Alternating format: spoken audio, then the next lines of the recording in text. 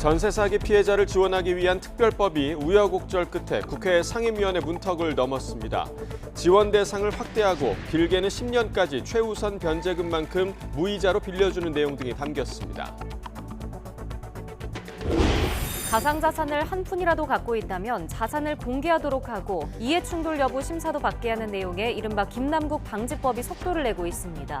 여야는 전세 사기 특별법과 김남국 방지법을 오는 25일 국회 본회의에서 처리한다는 방침입니다. 후쿠시마 오염수 시찰단이 오늘 후쿠시마 원전을 방문해 오염수 보관 탱크와 정화 설비 등을 집중 점검합니다. 시찰단은 앞선 회의에서 시찰 대상 설비와 기기별 점검 사항, 사전 준비가 필요한 자료 등을 일본 측에 제시했습니다. 우리 기술로 만든 한국형 발사체 누리호의 3차 발사가 하루 앞으로 다가왔습니다. 이번엔 실용위성도 함께 우주로 향하게 되는데 과학기술정보통신부는 오늘 오후 기상 상황 등을 점검한 뒤 내일 발사 여부를 결정할 예정입니다. 우크라이나와 인접한 러시아 땅에서 교전이 벌어져 인명피해가 발생했습니다. 러시아는 우크라이나의 소행을 의심하고 있지만 러시아 반체제 단체가 자신들이 벌인 일이라고 자처하고 나섰습니다. 이틀째 황사가 말썽을 부리면서 전국 대부분 지역에 미세먼지 농도가 짙게 나타나겠습니다. 강원과 충북 북부, 영남에는 오후에 돌풍과 벼락을 동반한 소나기가 쏟아지는 곳이 있겠습니다. 시청자 여러분 안녕하십니까? 5월 23일 화요일 굿모닝 YTN 2부 시작합니다.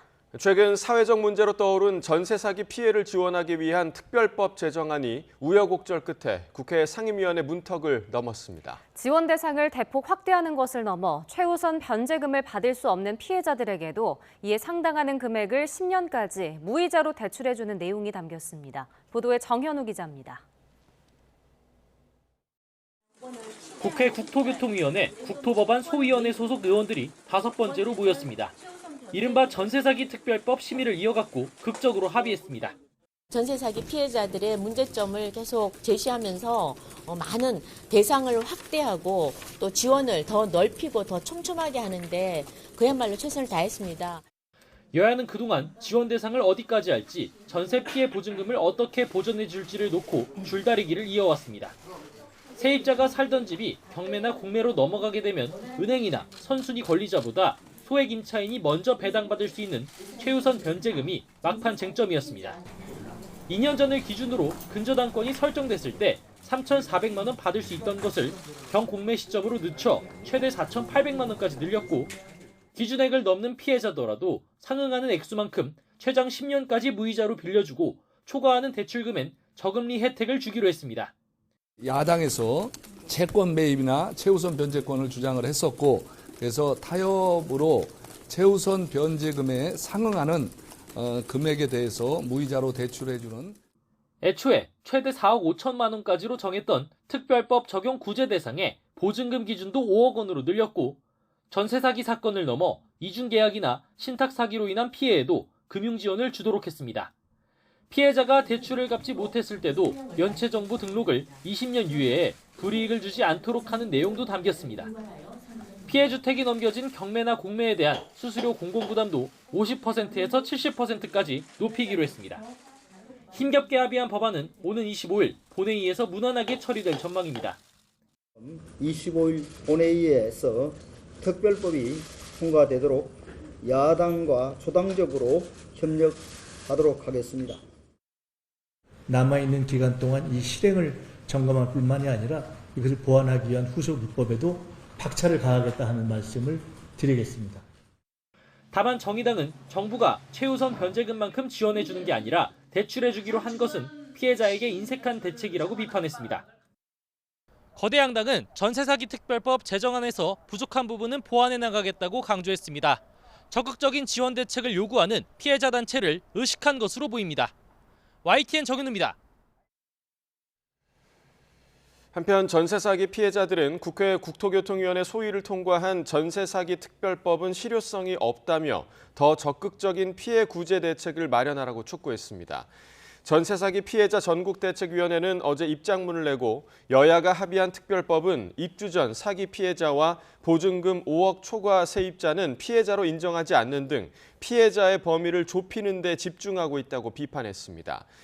또 특별법에 무이자 대출이란 대책을 담았지만 피해자들은 지금도 저리 대출을 받을 수 있는 데다 이미 큰 빚을 지고 있어서 다시 돈을 빌리기도 어렵다고 호소했습니다. 최근 집을 재계약할 때 임대인이 월세는 그대로 두고 관리비만 과도하게 올리는 꼼수 계약이 늘자 정부가 50세대 이하 공동주택도 관리비 세부 내용을 공개하기로 했습니다. 국토교통부는 임대인의 과도한 관리비 부과 관행을 막고 임차인의 알 권리를 보장하기 위해 이 같은 소규모 주택 관리비 투명화 방안을 추진한다고 밝혔습니다. 정부는 관리비 표시와 광고 의무화는 오는 9월부터, 중개인의 관리비 확인과 설명 의무화는 오는 12월 시행령 개정을 통해 추진할 계획입니다.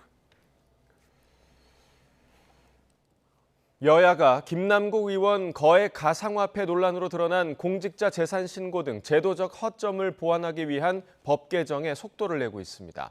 가상화폐를 한 푼이라도 갖고 있다면 자산을 공개하도록 하고 이해 충돌 여부 심사도 받게 하는 등의 내용을 담은 법안들을 오는 25일 본회의에서 처리하기로 했습니다. 박기환 기자가 보도합니다. 이른바 김남국 방지법 입법의 뜻을 모은 여야가 법 개정 절차에 본격 돌입했습니다. 그동안 거액 가상화폐가 공직자 재산 신고에 포함되지 않아 김 의원이 상임위 회의장에서조차 남모르게 투자해온 점을 가장 큰 문제로 보고 공직자 재산 공개 대상에 가상화폐를 포함하는 법안을 국회 행안위 소위에서 여야 만장일치로 가결했습니다. 한액을 정하지는 않았어요. 무조건 가상화폐에 대해서 가상자산을 전액 등록하는 걸로 공포 시행일을 6개월로 했어요. 그래서 12월 초쯤 될 겁니다. 시행일이. 김 의원을 둘러싼 입법 로비 의혹을 고려해 국회의원의 가상화폐 보유와 거래가 이해 충돌에 해당하는지 심사받도록 하는 국회법 개정안도 정개특위 소위와 전체회의 문턱을 잇따라 넘었습니다. 특히 내년에 뽑힐 22대 의원뿐만 아니라 현역 21대 국회의원들도 당선 이후 가상자산을 한 푼이라도 가졌다면 심사받도록 하는 특례 조항이 포함됐습니다. 그런 일체 의혹이 없도록 최선을 다해서 이 부분은 진행해 나가겠습니다. 그래서 정말 단 하나라도 가상자산이 있으면 직계존비소까지 다 등록하도록 했던 것이고요. 일부 법안들의 경우 이미 발의까지 해놓고도 국회가 가상화폐 투자의 일반화 등 시대 변화를 따라가지 못했다는 비판이 거세게 일자 여야가 후속 조치를 서두른 겁니다. 여야는 오는 25일 열리는 국회 본회의에서 두 법안을 모두 처리한다는 방침입니다. 다만 민주당 홍익표 의원이 제안한 게임업체의 가상화폐 로비 의혹 청문회는 여야가 이견을 드러내며 신경전을 벌였습니다. 또 김남국 의원 징계를 위한 윤리특위 문제를 놓고도 여당은 민주당이 시간을 끌고 있다고 압박했고 민주당은 윤리위에 제소된 여당 의원들 문제도 따지자며 맞불을 놨습니다. 민주당은 여론에 등 떠밀려 넉장 제소를 해놓고도 검경 수사 결과를 지켜보자느니 하면서 시간만 끌고 있습니다. 물타기로 상황을 모면할 궁리만 하고 있습니다. 이태원 참사 국정조사 시간에 지역행사 갔던 전주회 의원에 대한 징계를 어떻게 할 것인지 윤리특위가 제대로 가동되면 이런 거 다 지적하고 문제 삼아야 됩니다. 왜 도대체 자기 눈은 안 가리고 남의 허물만 봅니까? 여야는 일단 이번 가상화폐 문제와 관련한 제도 개선책 마련에는 공감대를 이뤘습니다. 하지만 김 의원 징계와 관련 청문회 여부 그리고 의원 전수조사를 둘러싼 이견들은 여전히 5월 국회 최대 쟁점으로 남게 됐습니다. YTN 박견입니다. 지난주 대형 가상화폐 거래소들을 압수수색한 검찰이 이번에는 코인 예치와 교환 서비스 운영사를 압수수색했습니다. 김남국 의원이 에어드롭 방식으로 코인을 무상으로 제공받았다는 의혹을 확인하기 위한 것으로 보입니다. 윤성훈 기자의 보도입니다.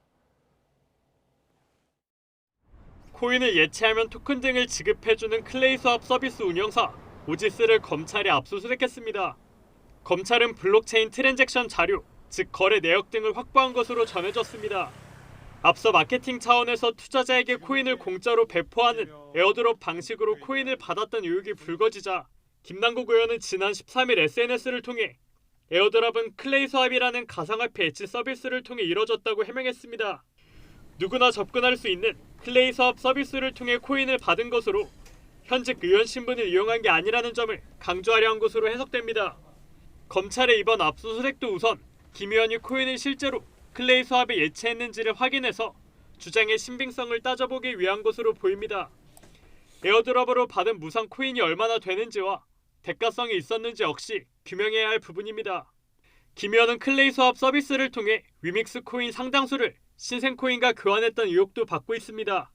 잘 알려지지 않은 신생 코인인 만큼 김 의원이 미공개 정보를 미리 알고 바꾼 것 아니냐는 의심이 제기되는 대목입니다. 이런 가운데 검찰은 지난 15일부터 연 이틀 대형 가상화폐 거래소들을 압수수색한 데 이어 엿새 만에 다시 강제 수사에 나서며 수사의 속도를 내고 있습니다. 김 의원의 최초 코인 투자금이 어디에서 나왔는지, 게임 업계가 로비 대가로 코인을 무상으로 제공한 건 아닌지 등을 폭 넓게 살펴보고 있습니다.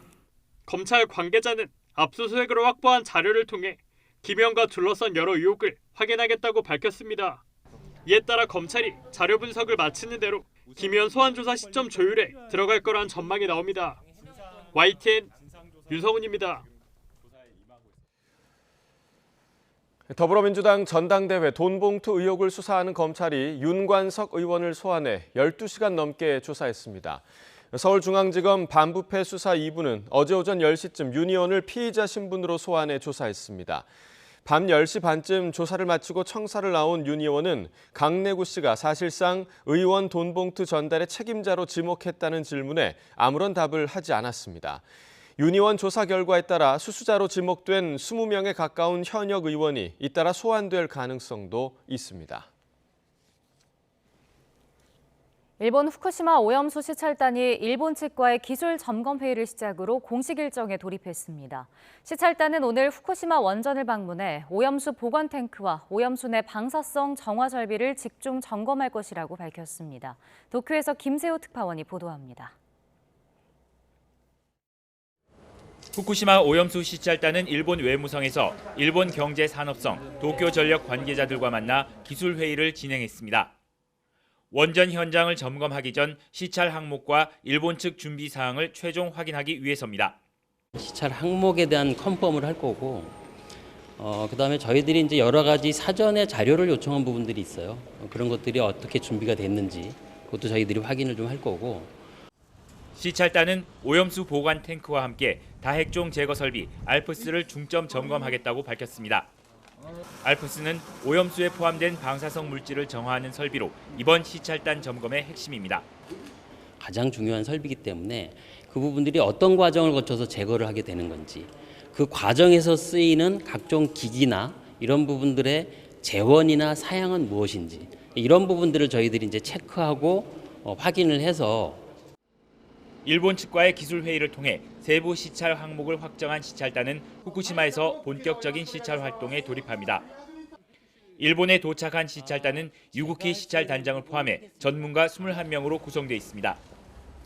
유구키 시찰단장은 시찰이 내실 있게 이루어질 수 있도록 할 것이라고 강조했습니다. 다만 자신 이외에 다른 시찰 단원을 언론에 공개하지 않은 이유는 현장 시찰 기간만이라도 시찰에 집중할 수 있게 하기 위해서라고 설명했습니다. 시찰단은 이번 시찰 활동이 단순히 일본 측의 설명만으로 파악할 수 있는 내용이 아니라고 강조했습니다. 일본의 일방적 설명만 듣고 오는 것 아니냐는 지적에 선을 그은 건데 시찰 활동의 실효성을 증명할 수 있을지에 이목이 쏠리고 있습니다. 도쿄에서 YTN 김세호입니다. 본격 활동을 시작한 우리 정부의 후쿠시마 원전 오염수 시찰단과 관련해 정치권 공방도 가열되고 있습니다.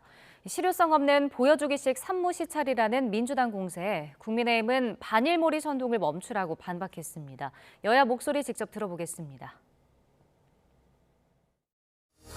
정상회의에 모인 각국 정상들이 공동 성명을 통해 오염수 방류에 대한 IAEA 검증을 지지한다고 선언했고, 우리 정부는 독자적으로 오염수 시찰단까지 보낸 상황입니다. 민주당이 아무리 내송송 구멍탁 수준의 괴담을 앞세워 국민의 공포를 자극하고 반일 정서를 부추겨봐야 이제 국민들께서 더 이상 그런 거짓말에 속지 않을 것입니다. 국민 생명과 건강을 위해서 철저하고 투명한 오염수 검증이 반드시 필요합니다. 그런데 윤석열 정권은 그럴 생각이 전혀 없어 보입니다. 정부는 검증의 핵심인 시료 채취를 처음부터 포기했습니다. 이런 방식으로 도출된 결과를 우리 국민들께서 신뢰할 리가 없습니다. 일본의 심기 경호를 할 것이 아니라 우리 국민의 안전을 지켜내야 합니다. 장호진 외교부 1차관이 후쿠시마 오염수 시찰단에 민간 전문가가 포함되지 않은 데 대한 일각의 비판과 관련해 공정성 담보 차원에서 민간 전문가로 자문위원회를 꾸리기로 한 것이라고 말했습니다. 장 차관은 어제 YTN 생방송에 출연해 시찰단이 활동한 결과와 가져온 자료를 분석하고 평가하는 데 있어 자문위가 이중적인 안전장치 역할을 할 것이라며 이같이 설명했습니다.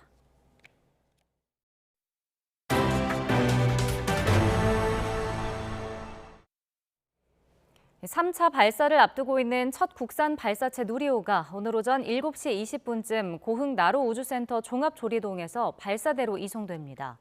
발사대로 이송된 누리호는 기립한 뒤 기체에 연료와 전기 등을 공급하는 탯줄로 불리는 엄빌리카를 연결하고 기능 점검에 돌입합니다. 과학기술정보통신부는 오늘 오후 늦게 발사관리위원회를 열어 기상 상황 등을 점검해 내일 발사 여부를 결정하고 최종 발사 시각은 내일 오후 2시에 발표할 예정입니다. 3차 발사를 앞둔 누리호의 기술적 요인을 제외한 마지막 변수는 날씨입니다. 누리호 발사의 변수가 될 날씨 조건은 무엇인지 김민경 기자가 전해드립니다. 누리호가 엄청난 화염을 내뿜으며 우주 공간으로 솟아오릅니다. 300톤이 넘는 추진력으로 중력을 뿌리치기 때문에 흐리거나 비가 내리는 건 문제가 되지 않습니다. 다만 강풍과 번개는 발사에 지장을 줄 수 있는 가장 큰 변수입니다. 평균 초속 15m, 순간 최대 풍속 초속 21m가 넘는 바람이 불면 발사가 중지됩니다. 돌풍이 발사체의 진로를 틀어버릴 가능성이 있기 때문입니다. 비행 경로에 번개가 나타나도 발사가 이뤄지지 않습니다. 발사체를 구성하는 전기 부품에 손상이 발생할 수 있기 때문입니다. 발사가 임박하면 기상청에서 전문 예보관을 파견해 현장에 특화된 기상 예보를 내는 이유입니다. 예보관을 현장에 파견하여 낙뢰, 바람, 구름 등에 대한 기상 요소에 대해 관측 및 예측 자료를 분석하여 현장 맞춤형 정보를 제공하고 있습니다. 발사가 가능한 기온 조건도 있습니다. 영하 10도에서 영상 35도 사이인데 5월 하순 고흥군의 평균 기온은 18.8도, 최고 기온도 24.9도로 발사에 문제가 되지는 않습니다. 날씨 조건을 확인한 뒤에는 우주 물체와의 충돌 가능성도 고려 요소입니다. 발사체가 이륙해 궤도에 진입한 뒤 지구를 한 바퀴 돌 때까지 우주정거장과 200km 이상의 거리를 확보해야 합니다. 또 발사체의 통신과 전자장비에 교란을 줄 수 있는 태양 흑점 폭발과 같은 우주 기상도 면밀하게 살펴야 할 부분입니다. 누리호 발사가 성공하려면 기술적인 완성도는 기본, 날씨의 허락이라는 마지막 관문도 돌파해야 합니다. YTN 김민경입니다.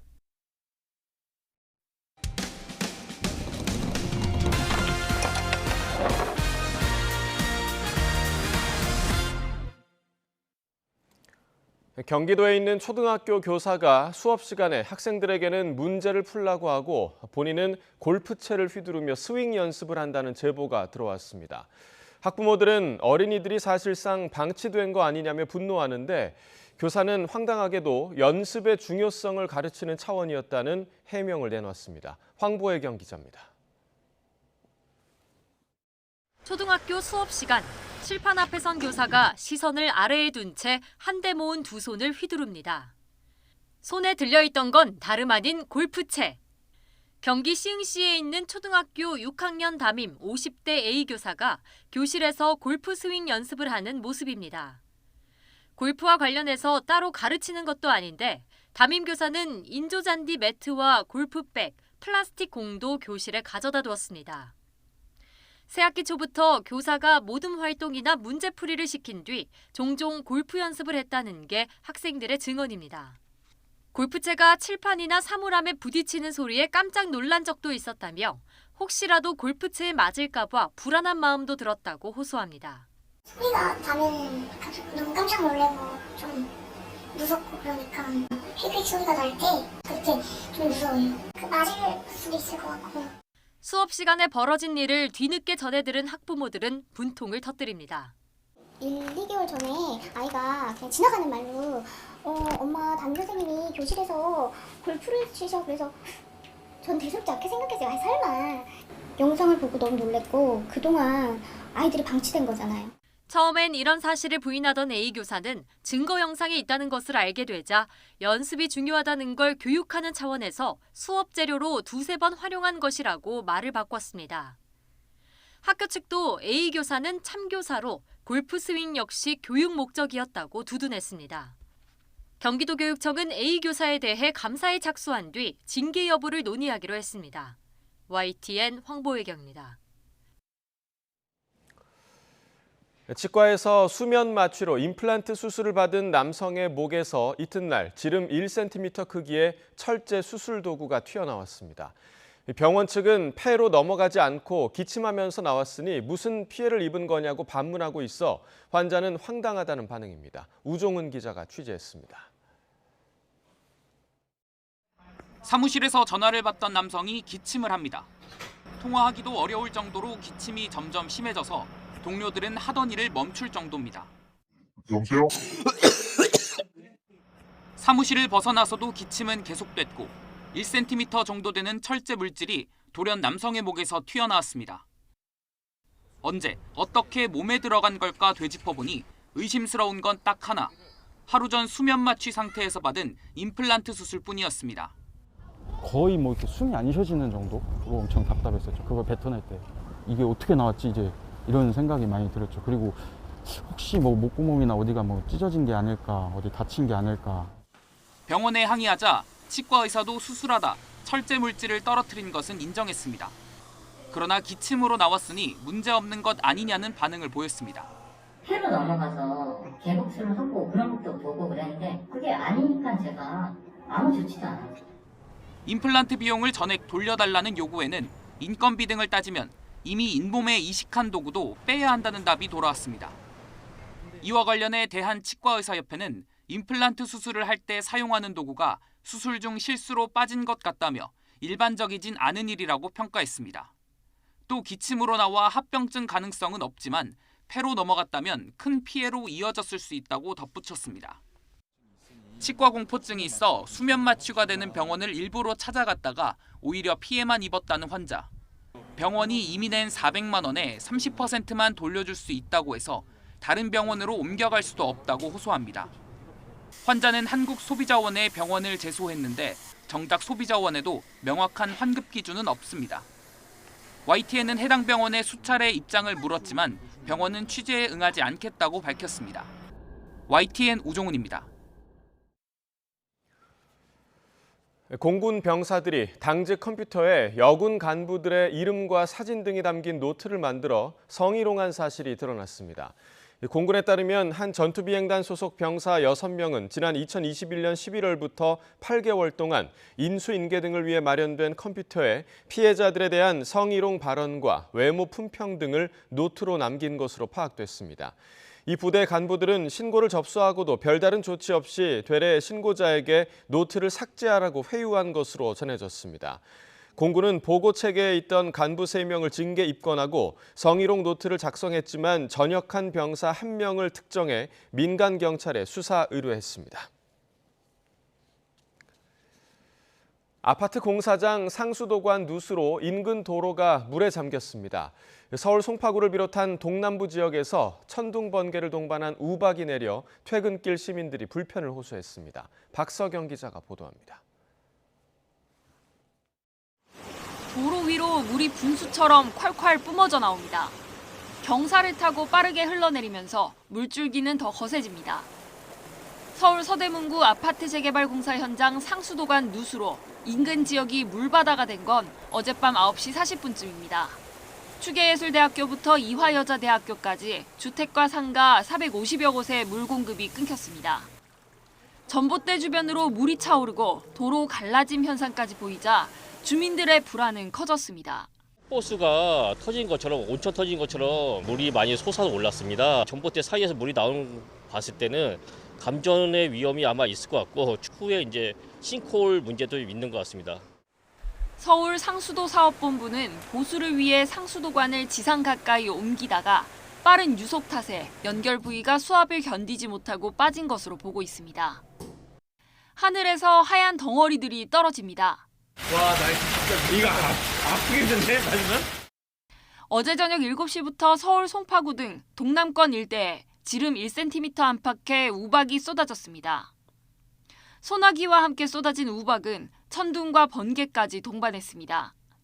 평소 드문 우박에 퇴근길 시민들은 깜짝 놀라 인근 상가로 대피하기도 했습니다. 천둥 번개 번쩍거리다가 갑자기 비가 우르르 내리는 것처럼 보이더니 앞에 있는 자동차 위로 텅텅텅텅텅텅 거리면서 떨어졌어요. 다행히 피해 신고는 접수되지 않았습니다. 우박이 내린 건 대기가 불안정한 상태에서 상층에 머문 찬 공기가 원인입니다. 기상청은 오늘도 대기가 불안정해 일부 지역에는 우박이 내리는 곳이 있겠다며 농작물이나 시설물 피해가 없도록 주의하라고 당부했습니다. YTN 박서경입니다. 우크라이나와 인접한 러시아 땅에서 교전이 벌어져 인명피해가 발생했습니다. 러시아는 우크라이나의 소행을 의심하고 있지만 러시아 반체제 단체가 자신들이 벌인 일이라고 자처하고 나섰습니다. 보도에 조용성 기자입니다. 푸른 들판과 작은 건물이 있는 마을 한가운데 폭격을 맞은 듯 연기가 피어오릅니다. 우크라이나와 국경을 맞댄 러시아 서부 벨고로드 지역에서 교전이 발생했습니다. У нас сейчас срочные новости приходят из Белгородской области. Как сообщил губернатор региона, там идут поиски диверсионно-разведывательной группы ВСУ. 러시아 측은 이번 공격으로 인명피해를 입었고 여러 마을에 물과 전력 공급이 끊겼다며 대테러 작전을 선포하고 주민 대피에 착수했습니다. 그러면서 바흐무트를 잃은 우크라이나군이 정치적 영향을 줄이기 위해 공격을 나섰다며 강한 반격을 다짐했습니다. Когда в стране фактически идет война, а сегодня у нас спецоперация перешла в фазу войны, и уже не первый раз. 하지만 우크라이나를 지원하고 있는 러시아 반체제 단체는 자신들의 소행이라고 자처했습니다. 그러면서 이제는 크렘린궁의 독재를 끝낼 때라고 적의를 드러냈습니다. Такие же россияне, как и вы. Мы такие же люди, как и вы. Мы хотим, чтобы наши дети росли в мире и были свободными. 지난 3월에도 또 다른 러시아 반체제 군사 조직이 러시아 본토에서 교전을 벌이기도 했습니다. 우크라이나 측은 자신들과 관련 없는 무력 충돌이었다면서도 흥미롭게 보고 있다고 말했고 전 세계를 돌며 무기 지원을 요청하고 있는 젤렌스키 대통령은 우군 다지기 성과를 강조합니다. До речі, сьогодні є важлива декларація від парламентської асамблеї НАТО, речі названі своїми іменами, чітке визнання геноцидом злочинів Росії проти нашої держави, чітке засудження. 우크라이나가 국제적인 지지 결집에 공을 들이며 대반격 준비를 맞춰가는 반면 본토에서 교전이 벌어지는 러시아는 갈수록 장악력이 떨어지는 것 아니냐는 분석이 나옵니다. YTN 조용성입니다. 태평양에서 중국의 영향력 확대를 견제하는 미국이 태평양 도서국과의 관계 강화에 속도를 내고 있습니다. 미 국무부는 토니 블링컨 국무장관이 파푸아뉴기니 포트모르즈비에서 미국과 파푸아뉴기니 간 방위협력 협정을 체결했다고 밝혔습니다. 방위협력 협정은 두 나라 안보 협력을 강화하고 미국이 영내 인도적 위기나 재난 사태 대응을 지원하는 데 도움이 된다고 국무부는 설명했습니다. 남아프리카 공화국 수도권 지역에서 콜레라가 발병해 최소 15명이 숨졌다고 현지 매체들이 보도했습니다. 하우탱주 보건당국은 지난 15일부터 설사, 위경련, 메스꺼움 등 콜레라 의심 증세로 95명이 병원을 찾은 가운데 전날까지 3살 아동 1명을 포함해 15명이 숨졌다고 밝혔습니다.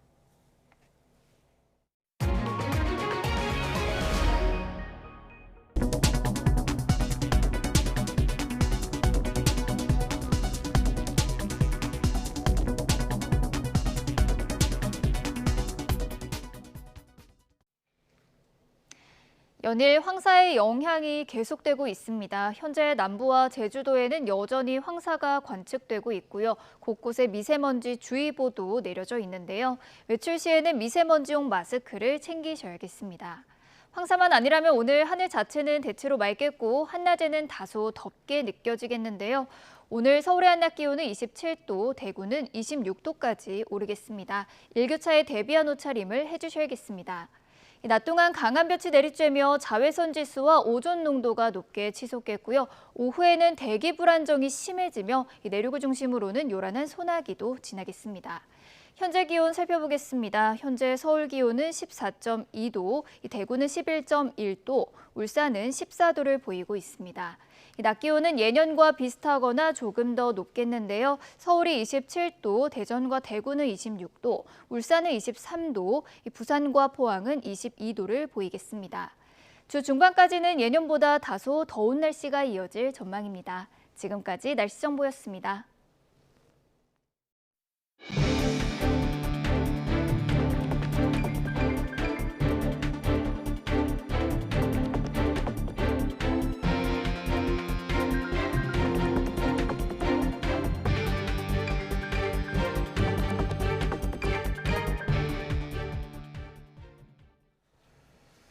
후쿠시마 오염수 시찰단이 일본 측과의 기술 회의를 통해 날짜별 현장 시찰 점검 사항을 확인했다고 밝혔습니다.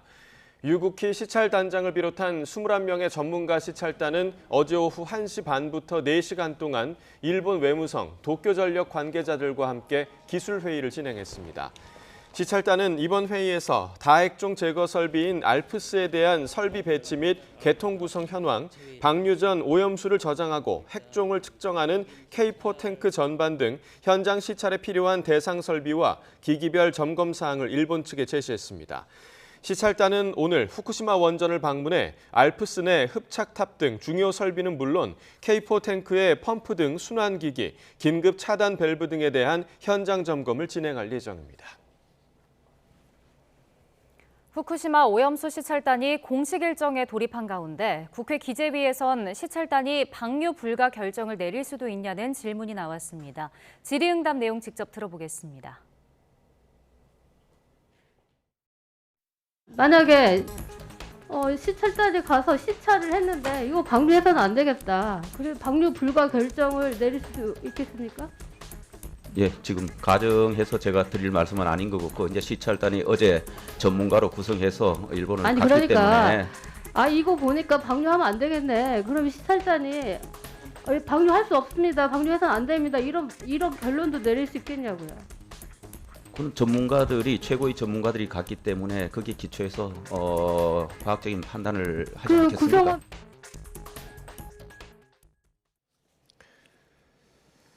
여야는 국회 상임위 소위원회를 잇따라 통과한 전세 사기 특별법과 가상자산 관련 공직자윤리법, 국회법 개정안을 오는 25일 본회의에서 처리하기로 했습니다. 국내임 윤재옥 원내대표와 더불어민주당 박홍근 원내대표는 어제 김진표 국회의장이 주재한 회동에서 이같이 합의했습니다. 회동이 끝난 뒤 윤재옥 원내대표는 선거제도 개편 논의를 위한 국회 전원위원회 소위원회 구성을 비롯해 나머지 양당이 협의할 사항도 계속 논의를 이어가겠다고 밝혔습니다. 다만 국회 회의 중 가상화폐 투자 논란에 휩싸인 김남국 의원을 상임위원회에서 교체해야 한다는 지적에 대해선 이제 교섭단체 소속 의원이 아닌 만큼 국회의장이 판단해 적절하게 조치할 것으로 본다고 말을 아꼈습니다. 고 노무현 대통령 서거 14주기 추도식이 오늘 김해 봉하마을에서 열립니다. 추도식은 경남 김해시 봉하 생태문화공원에 마련된 특설 무대에서 오후 2시부터 진행됩니다. 추도식에는 권양숙 여사, 아들 건호 씨, 그리고 딸 정현 씨가 유족 대표로 참석합니다. 또 문재인 전 대통령과 김정숙 여사도 지난해에 이어 14주기 추도식에도 참여합니다. 윤석열 대통령이 고 노무현 전 대통령 14주기 추도식에 조화를 보내고 애도 메시지를 전할 것으로 전해졌습니다. 대통령실 관계자는 YTN에 오늘 오후 경남 김해 봉하마을에서 열리는 추도식에 이진복 정무수석이 참석해 윤 대통령의 추모 화환을 전달할 것이라고 밝혔습니다. 애도 메시지는 공식적으로 발표하지는 않고 이 수석을 통해 유족에게 전달할 것으로 보입니다. 첫 국산 발사체 누리호가 3차 발사를 앞두고 있습니다. 이번 누리호 3차 발사를 첫 실전 발사라고 말하는데 실제 임무를 수행할 위성을 우주 궤도에 안착시켜야 하기 때문입니다. 누리호의 첫 손님인 차세대 소형 위성 2호를 양회영 기자가 소개해드립니다. 1992년 우리나라 최초의 인공위성 우리별 1호가 발사됩니다. 이후 우리별은 과학기술 위성에 이어 차세대 소형 위성으로 진화해 왔습니다. 소형급 위성이지만 발사는 모두 해외 로켓을 이용했습니다. 지난 2018년 차세대 소형 위성 1호는 미국 스페이스X사의 팰컨 9에 실렸습니다. 스페이스X 같은 팰컨 9 같은 경우 보면은 어느 궤도로 언제 올라가니까 이 궤도를 이용을 하고 싶으면 여기를 예약을 해. 이렇게 지금 슬롯이 이렇게 열어놓고 이렇게 하고 있거든요. 누리호는 우리가 자유롭게 활용할 수 있는 첫 발사체입니다. 두 번의 발사로 신뢰성이 어느 정도 확보되자 차세대 소형 위성 2호를 누리호의 첫 손님이자 주인공으로 선정한 이유입니다. 180kg 무게의 차세대 소형 위성 2호는 국내 기술로 개발된 SAR, 영상 레이더가 처음으로 탑재됐습니다. 덕분에 빛과 구름 영향 없이 야간이나 악천 후에도 지상 관측이 가능하고 지상에 있는 버스를 구분할 수 있을 정도로 높은 해상도를 가졌습니다. 또 우주 방사선 관측기도 실려 태양 활동 상승 주기, 우주 방사선 변화 등 우주 환경 영향도 연구합니다. 국산화한 영상 레이더를 기술 검증하고 지구 관측을 수행하는 것이 바로 이 중점 임무입니다. 우리 위성을 우리 발사체로 발사한다는 것은 우리가 우주로의 접근권을 확보했다는 의미가 되기도 합니다. 누리호에는 우주날씨 관측용 군집위성인 도요센 4기와 함께 국내 스타트업이 개발한 큐브 위성 3기도 함께 실렸습니다. 차세대 소형위성 2호를 시작으로 위성 8기는 발사 13분 3초 뒤부터 순차 분리되며 위성 교신 성공 여부는 발사 다음 날쯤 발표될 예정입니다. YTN 사이언스 양회영입니다.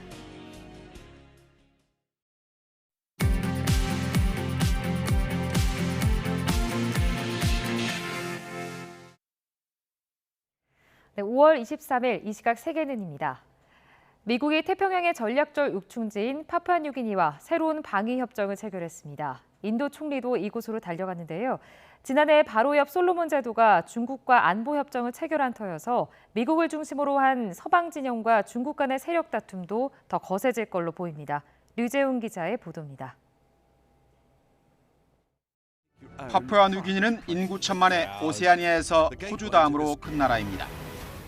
2차 세계대전 때는 일본군 기지가 있었던 전략 요충지입니다. 블링컨 미국 무장관은 G7 회담을 마치자 이곳을 찾아 새로운 방위협정을 체결했습니다. 당초 바이든 대통령이 참석하려 했으나 국내 문제로 급히 귀국하면서 그가 대신했습니다. We are deeply invested in the Indo-Pacific because our planet's future is being written here. Papua New Guinea is playing a critical role in shaping that future. 이 협정으로 미군은 이곳의 공항과 항구를 이용하고 유사시에는 미군도 주둔할 수 있게 됐습니다. It secures our national interest to grow into becoming a robust economy in this part of the world as we live today and going forward. So, 나렌드라 모디 총리도 G7 정상회의를 마치고 바로 이곳을 찾았습니다. 모디 총리는 이곳에서 열린 인도 태평양 섬나라 국가 협력 포럼에 참석해 포괄적 협력을 강조했습니다. जिन्हें हम अपना विश्वसनीय मानते थे, पता चला कि जरूरत के समय वो हमारे साथ. 모디 총리는 정상회담 뒤 지난해 중국과 안보협정을 체결한 솔로몬 제독 총리와도 양자회담을 했습니다. 안보협의체 코드의 회원국인 미국과 인도가 동시에 태평양 요충지인 파푸아뉴기니를 찾아 협력을 강화하고 나서면서 이 지역에서 중국과 세력 경쟁이 더욱 심화할 것으로 보입니다. YTN 류재용입니다. 네, 노동력 부족 현상을 겪고 있는 미국에서 외국 출신 노동력 비율이 27년 만에 최고치를 기록했습니다. 월스트리트저널은 외국에서 출생한 노동자의 비율이 2021년 17.4%에서 지난해 18.1%로 상승해 1996년 이후 최고 기록을 세웠다고 보도했습니다. 신문은 코로나19 기간 베이비붐 세대의 조기 은퇴 분위기가 확산하면서 노동력 수요가 늘어났기 때문으로 분석했습니다. 미 공군이 북한의 지하시설 타격용으로 주목받는 초대형 벙커버스터 GBU-57 모벨 사진을 SNS에 공개했다가 삭제해 그 배경에 관심이 쏠립니다. 사진에 나타난 폭탄에는 무게와 폭발물 종류 등을 나타내는 글자가 프린트돼 있었고 게시물이 사라진 점으로 미뤄 의도치 않은 정보가 공개된 것 아니냐는 관측이 나오고 있습니다. 페이스북 모기업 메타 플랫폼이 유럽에서 개인정보보호법 위반을 이유로 역대 최대 과징금 폭탄을 맞았습니다. 아일랜드 데이터보호위원회는 현지 시각 22일 메타의 개인정보보호법을 위반을 이유로 12억 유로, 우리 돈으로 1조 7,100억 원의 과징금을 부과했습니다. 유럽연합 내에서 개인정보보호법 위반으로 부과된 것 중 역대 최고액입니다. 레알 마드리드 공격수 비니시우스 주니오르가 관중으로부터 인종차별을 당해 수사가 개시됐습니다. 스페인 발렌시아 지방 검찰은 증오 범죄 가능성을 염두에 두고 조사를 시작했다고 AFP 통신이 보도했습니다. 검찰 수사와 별도로 스페인 정부 산하 스포츠위원회는 가해자를 식별하고 적절한 처벌을 제한하기 위한 이미지 분석에 들어갔다고 밝혔습니다. 지금까지 이 시각 세계는이었습니다.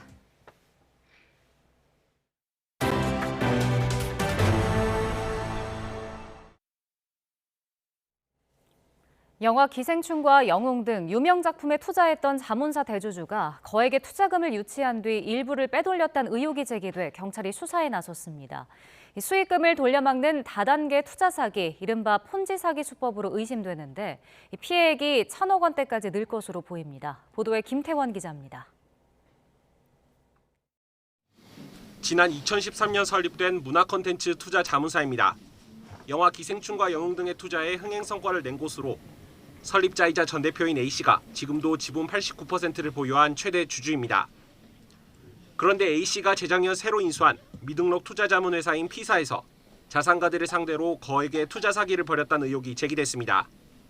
경찰은 지난해 말 금융정보분석원이 P사와 A씨 계좌 사이에 대규모의 수상한 자금이 오간 사실을 통보받고 수사에 착수했습니다. 피해자들은 A씨가 잠재성이 좋은 비상장 회사에 투자하면 연 30% 수익을 보장한다며 투자를 유도했다고 주장하고 있습니다. 투자자 모집 과정에서 자신이 투자한 영화들이 크게 흥행했다는 점도 내세운 것으로 전해졌습니다. 그러나 경찰은 A씨가 실제로는 새로 투자받은 돈으로 수익금을 돌려막는 다단계 금융사기, 이른바 폰지 사기 수법을 쓴 것으로 의심하고 있습니다. 또 새 투자자를 소개해주면 일정 금액을 수수료로 주는 영업 방식까지 동원한 것으로 보고 있습니다. 하지만 투자한 비상장 회사 주가가 급락하고 유동자금이 줄어들자 투자금을 대부분 날리고 일부는 빼돌린 것으로 의심받고 있습니다. 지금까지 경찰에 접수된 피해자는 20여 명, 확인된 피해액이 수백억 원대에 달합니다. 경찰은 P사가 폐업한 지난달까지 피해를 본 사람들이 더 있는 만큼 피해 금액이 1,000억 원대까지 늘 것으로 보고 있습니다. 경찰은 A씨를 사기 혐의 등으로 입건하고 계좌 내 자금 흐름을 들여다보는 가운데 조만간 A씨를 불러 정확한 투자 경위 등을 조사할 방침입니다. YTN 김태원입니다. 위생 사각지대가 많은 배달음식 업체에 대해 지자체가 행정제도를 강화하고 있지만 양심불량 업체들이 좀처럼 사라지지 않고 있습니다. 경기도에서 재료를 비위생적으로 관리하거나 소비기한을 넘겨 보관하고 있던 업체들이 무더기로 적발됐습니다. 보도에 최명신 기자입니다. 경기도 수원의 한 배달음식 전문점입니다. 성에가 잔뜩 낀 해물요리 재료로 냉장고가 틈이 없을 정도입니다. 쓰다 남은 생선머리며 포장이 뜯겨 개봉일조차 확인 불가능한 조기, 갈치, 홍합 등으로 뒤죽박죽입니다. 직원들이 먹다 남긴 장어 요리와 새우튀김도 나왔습니다. 요거만 쓰시는 거네 지금 요거만? 네. 냉장고 들어있는 것 중에서? 네. 이게 다 쓰레기고? 네. 정리하고 다 쓰레기죠. 또 다른 배달음식 전문점에선 소비기한이 지난 식재료와 폐기용 재료가 적발됐습니다. 소비기한을 보름 이상 넘긴 어묵과 폐기 처분용 고추냉이 소스 6kg이 들어있었습니다. 사장님 이거 다 쓰시는 거잖아요 냉장고. 네. 지금 여기 열어보니까 이렇게 나와요. 폐기용 기능이 나와요. 예, 폐기 저희 안 쓰는 거예요. 폐기용 표시가 안 돼 있어갖고요. 이게 폐기용 표시가 돼 있어야 되는데 안 쓰는. 경기도 특별사법경찰은 이달 초 배달음식 전문업체 189곳에 대한 단속을 벌여 규정을 위반한 30개 업소를 적발했습니다. 6곳 가운데 1곳꼴입니다. 원산지 표시 위반과 소비기한 경과 제품 보관, 식품 보존 기준 위반 등이 주를 이뤘습니다. 지난해 간편식 제조 판매업체 360곳을 점검해 54곳을 적발했는데도 좀처럼 개선되지 않고 있는 겁니다. 배달 전문 업소와 같이 소비자들의 시야에서 들어오지 않는 그런 위생 사각지대가 많을 것으로 판단이 되고요. 지속적으로 단속을 강화해 나가겠습니다. 경기도 특사견 적발된 업체 30곳에 대해 영업 정지와 과태료 부과 등의 조치를 취할 방침입니다. YTN 최명신입니다. 해직 교사를 부당하게 특별 채용한 혐의로 1심에서 징역형의 집행유예를 선고받은 조희연 서울시 교육감의 항소심 재판이 시작됐습니다. 1심 판결이 확정되면 교육감직을 잃게 되는데 조 교육감은 어떠한 위법적 지시도 하지 않았다며 항소심에서 충분히 소명하겠다고 밝혔습니다. 관련 내용 직접 들어보겠습니다. 먼저 제 문제로 서울 시민과 서울 교육 공동체 여러분들께 심려를 끼쳐드려서 죄송하다는 말씀을 전하고자 합니다. 2018년 특별채용과 관련해서 서울교육을 책임지고 있는 교육감으로서 어떤 위법적 지시도 하지 않았다는 점을 강조하고 싶습니다. 결코 부끄럽게 행정을 하지 않았다는 점, 이 점을 2심에서 충분히 소명을 해서 항소심 재판부가 종합적 판단을 하도록 하는데 열심히 최선을 다해서 노력하도록 그렇게 하겠습니다. 대구와 광주 등 도심공항을 외곽으로 이전하려는 지자체들이 많습니다. 지자체들은 비슷한 인구를 갖고 세계적인 허브공항을 만든 싱가포르 창의공항을 벤치마킹하고 있는데요.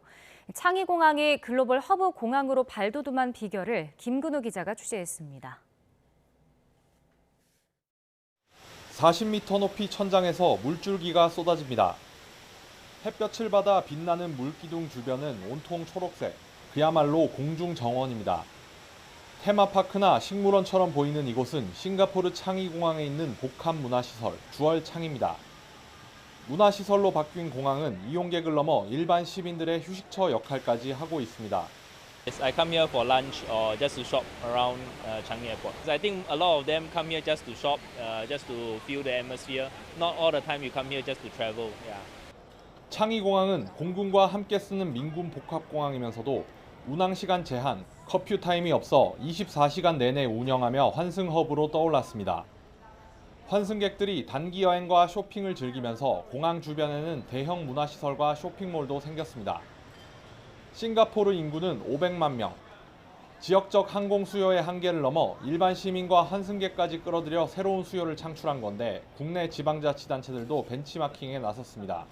창의공항처럼 커피타임이 24시간 없는 공항으로 만들어야지 해외에서 오는 물자나 그리고 여객들이 자기 나라 시간에 맞춰서 오갈 수 있기 때문에 특히 항만과 철도, 도로와 유기적으로 이어진 창의공항의 물류 흐름에 주목하고 새로 짓는 공항의 연계 교통망에 관해서도 고심하고 있습니다. 전국 곳곳에서 도심에 있는 공항을 옮기자는 움직임이 활발한 지금 적은 인구에도 세계 최고로 자리매김한 창의공항의 사례가 어떤 방식으로 국내에 적용될지 주목됩니다. 싱가포르에서 YTN 김근우입니다. 이태원 참사 이후 서울 용산서 전 정복과장이 이태원에 인파가 몰려 위험이 우려된다는 내용의 사전 보고서를 작성한 사실을 은폐하자고 회유했다는 증언이 나왔습니다.